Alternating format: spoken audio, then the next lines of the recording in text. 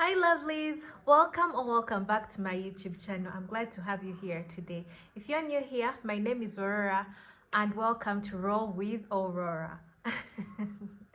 I create content about my life and everything positive vibes here. Recently I just started creating content about dating tips. As someone who has been there for 5 years, I thought maybe I should help the girlies out there who are looking for love online. So yeah, I last week talked about the red flags and I promised you a story time, but I'm doing a different one today. I thought maybe you should listen to this and please don't be judgy. This is about a Facebook friend of mine by the names of Brenda. I had her consent. She asked me to share. I asked her if I can share this story and she said yes. And I hope the girlies there will stay warned, and yeah, let's not be judgmental. This is just a woman like you who also went into these dating apps to find love, but it just didn't work out how she thought it would. So without wasting any more further time, let's dive in. If you want to do your chores and you want to listen, usually I do my chores if I want to listen to Bella's stories, and I just put my earphones on, so maybe you can listen to this. Let me start. I'm talking too much. Here it goes. Before I met him, I was already an independent woman with my own business. We talked for months and eventually he promised to come and see him. He promised to come and see me, sorry. But I wanted to know his true intentions. So I asked, "In what capacity are you coming?" That's when he proposed marriage. He told me to leave my business, assuring me that once we are married, he would take me to his country. However, knowing how unpredictable men can be based on my past experiences, I never actually shut down my business. Instead, I told him I would leave it, but I didn't. I think that was a very good move, yeah? Especially if you haven't met someone in person. I think what she did was right. Like, you can tell the person, because he has no right to tell you that, especially when you've not met in person. Like, yo, before getting married, I asked him a very important question: do you want to have children? Since I only had one child and wanted more, this was crucial for me. He confidently said yes, and that reassured me because all I truly wanted was to build a family. Yeah, that's what he said. He said, yeah, he wants at the start. A few moments later, we finalized our wedding plans and set a date. Our love grew stronger and everything seemed perfect. But 2 months before the wedding, he suddenly stopped talking to me. No texts, no calls, just complete silence. It was shocking, but I tried not to overthink it. However, after 2 weeks without a word, I started to worry. I finally reached out, asking what was going on, just to make sure everything was okay. That's when he finally replied, saying he had cancelled his flight, wouldn't be coming to my country, and would not go through with this marriage. So you see here, he just told her. He told her after her reaching out. If she didn't reach out to him, he was just going to be completely silent. He was not going to talk about this. I was devastated. I cried and blamed myself, thinking I must have done something wrong. But he told me it wasn't about me, it was him. At that time, I didn't fully understand what he meant. Yeah, sometimes they use that. It's me, not you. They use that phrase sometimes. I've seen them. Yeah, I've seen them. After the wedding was cancelled, I struggled with how to break the news to my family and friends. But in the end, I lied to them, who had been expecting a ceremony. As time passed, our communication faded, and I accepted that our relationship was over. I started the process of getting refunds from the wedding services I had paid for. But at some point, I decided to let go, focus on healing and moving on. Because I loved him, I knew he would try to come back whenever he pleased, and he did. Months later, he reached out, apologizing and telling me he was depressed and had been going through a lot. He said he was finally ready to go through with the wedding.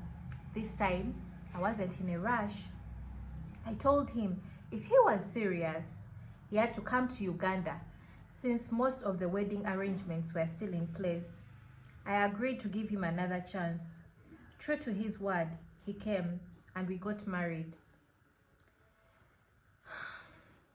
People often assume that all white men are rich, but that's not the truth. I wasn't looking for wealth because in my past experience, the rich men I dated only wanted to turn me into their personal escort. I wanted a real partner, someone serious about family. A few months into our marriage, he went silent. Then, out of nowhere, he came back with two shocking revelations. First, he told me he didn't want children after all. This crushed me, because children was one of the main reasons I married him in the first place. He also mentioned that his family didn't think I should have children with him. I started to realize that some family members can be cruel and will do anything to sabotage a marriage. He gave me an ultimatum: stay with him and forget about having children. For me, that was a deal breaker. Secondly, he told me that when I moved to his country, I wouldn't need to pray so much. In other words, he wanted me to stop practicing my faith. That was unacceptable. I told him, I can live without you giving me a child, and I will have my own someday, but you can never take away my God. If I can't have both faith and a family with you, then I'm done. Realizing that I was serious, he went silent again, and at that moment, I felt like our marriage had ended before it even began. The more I read this, it's like really touchy, yeah? First, he said he wanted children. Again, he goes on and he says, oh no, maybe it's not a good idea. And then, this whole story is really sad, guys.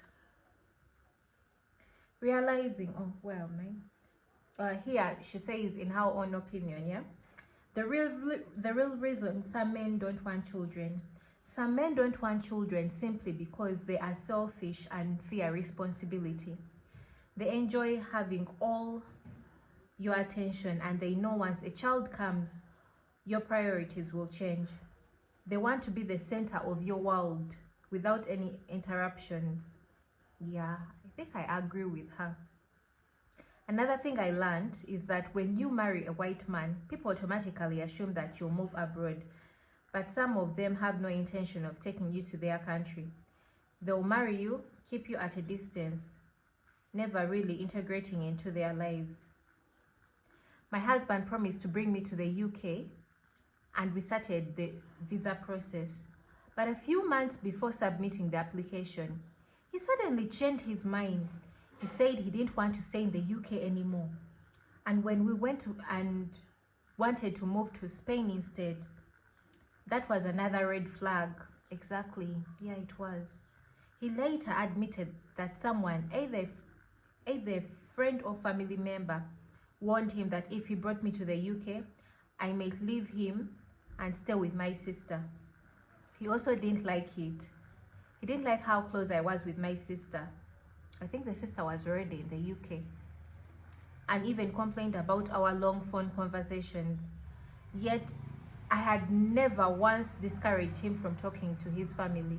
By the way, guys, I'm really sorry. I think I've mentioned this before. I stay next to the roadside, so you hear this. Like, very soon this will change. I'll have, how do you call it? I'll have a better way of communicating with you so that you hear me instead of hearing the background noise. Yeah, I'm sorry. Control and emotional manipulation.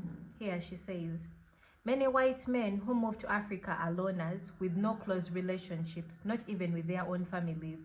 They expect you to do the same, cut off ties with your family and dedicate your life to them. But as Africans, we are raised to value family no matter what.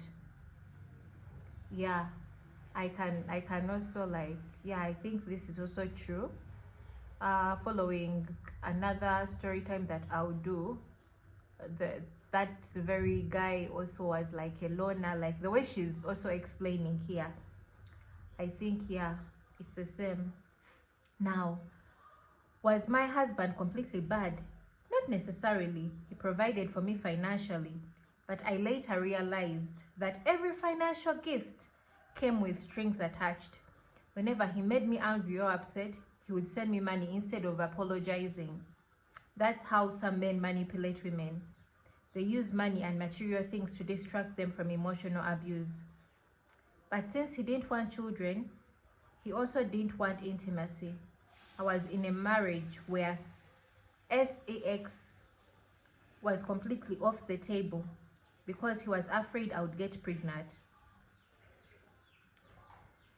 So after the failed UK visa process, we broke up and didn't speak for 6 months. He moved to Spain and found another woman. And later called me to tell me that he was with a South African woman now. He sent me a letter asking me to file for divorce in Uganda. I moved on, focusing on my own life, knowing I was getting older and that pregnancy would become difficult. I decided to try for a child. And in 2023, God blessed me with my daughter. A year later, his new relationship failed, and once again, he came back to me looking for sympathy. This time I knew better. I learned that when a man gives you money, he's probably giving it to another woman too. And when the relationship ends, he will turn around and call you a thief, accusing you of taking advantage of him. God. Moving to Spain. After I gave birth, he asked me to come to Spain, and I agreed, but not because of love, but because I had a child to take care of, and it was an opportunity for us. But by then, my feelings changed. When someone plays with your heart too much, you start to lose love for them. Yes, I agree with you, sister. I arrived in Spain, but within 4 days, I started feeling the weight of missing my family. He noticed my homesickness and told me I should go back to Uganda because our marriage wasn't going to work. That was the beginning of another downward spiral. Okay. He started controlling every aspect of my life, what I watched, how much I used my phone, and even who I spoke to. If I spent so much time on phone, he would check who I was talking to. If I stayed silent, he accused me of ignoring him. I realized that I was living in a toxic cycle. Yeah, I imagine that. Like, you're away from family and friends. No one is there talking to you. And now, sometimes he wants you now to be the talkative one. Like, he's not even bringing in conversations. And you're like, I can imagine the depression she was in, yeah? Especially being in a non-English speaking country. Like, even it was maybe difficult for her to find friends or something. After 3 months in Spain, my sister arrived to see me. That day, he intended to drive me to where I was going to meet her, but he didn't have petrol. So I knew I had to leave. I used to retain small pennies that he would leave around, because he never gave me money. So I kept them. But he realized that the coins accumulate and I might have money, so he stopped giving them to me. And he asked how much I have, but I never told him. You should be aware that once you are in another country, you may be required to work hard for your money and may never get to be given money again. So he will send you money while you're in your country, but once you leave, they seize. I made sure that I made sure I had the coins and used them to travel to see my sister. I didn't know where I was going, since every time I wanted us to go anywhere, he would say gasoline was low and the distance was so long. So I never went anywhere until he was going somewhere. I made sure to inform him of my location and the distance I had driven and reached my destination. I checked up on him the following morning, greeted him, and sent him a picture of myself looking lovely, well dressed. He said, "I don't think you'll ever come back to the house." When I asked why, he replied that it was because you love the city and not the village. I replied that I would return, but I was just enjoying myself with my sister. He made it apparent that while you are having fun, I'm not, and that his life was miserable. So he told me I needed to return to my own country. All because she went to see her sister. He got mad at that. So this time I knew it, and he said he wouldn't change his mind. A few hours later, he sent me a paid ticket for me to leave and return to Uganda. But I had left all my clothes at his house. So he said he would never bring them to the airport. By the way, I have to mention that part because let me first finish the story. I'll talk about the clothes later because there is more to that. So I had to be there on November 17th, 2023. When my sister went back to the UK, I had nowhere to go to, and she didn't know what to even do for me. But she and her friend gave me money, even though I didn't know where to start from. But I knew I would be on the streets. Nights went into days on the streets from November 5th with no SIM card, because the one he had given me, he blocked it, and I had no internet or phone service. In the freezing winter, with no warm clothes and moving from place to place, I was gripped. You understand when I say gripped? Because I was asking aid to get to the police station, but no one here cares in Europe, so you feel alone.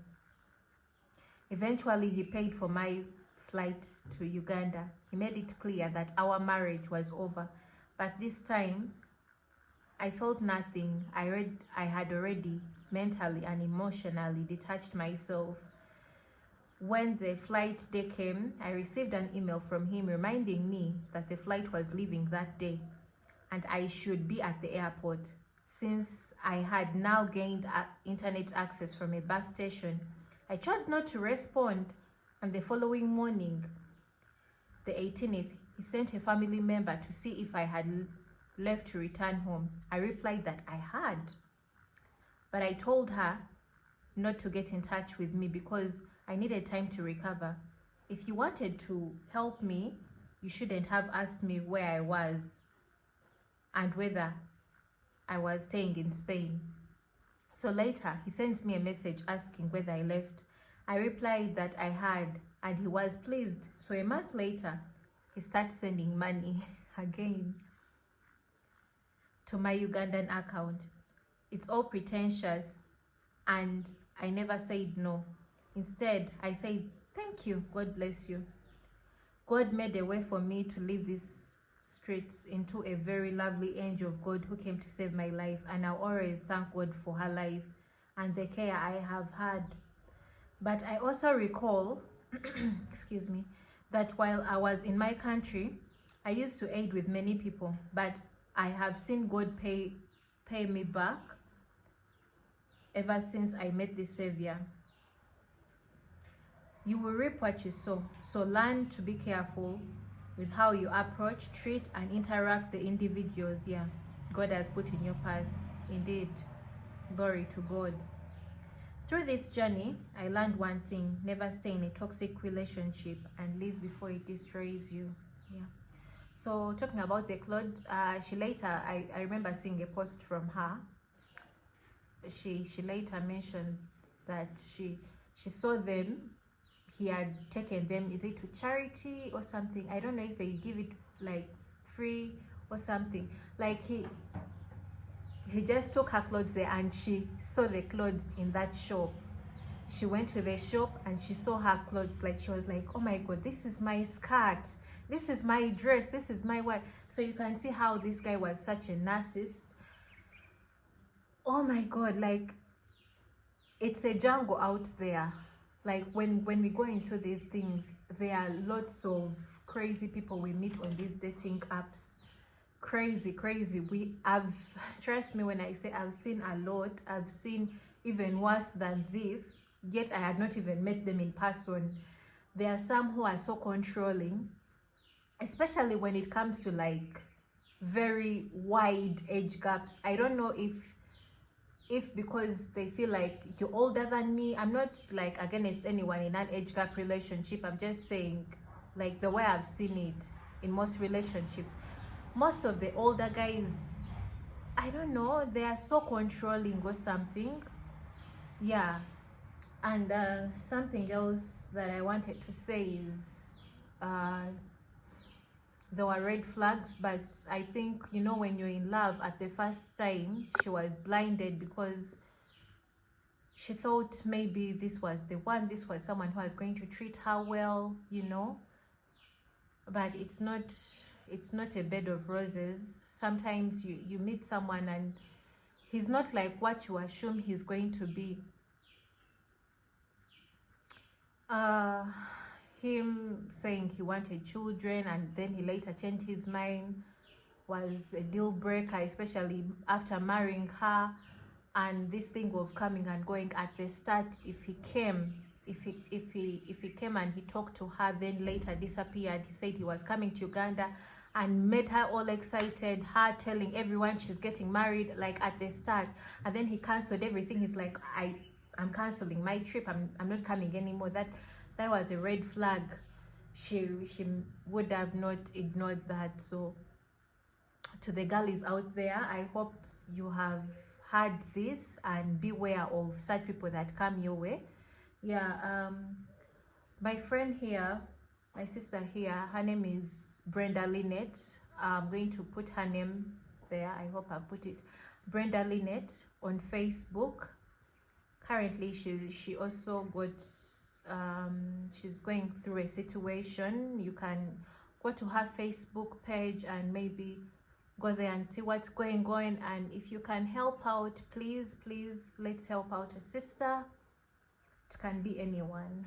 So thank you so much for watching my video. Please remember to like and subscribe, and as I said, I'll be sharing some story times once in a while, not all the time. I know this sometimes is something that you want to watch, but once in a while I'll be bringing such story times, but not every time. So thank you so much for watching. I will see you next time in my next video. Thank you so much. Bye.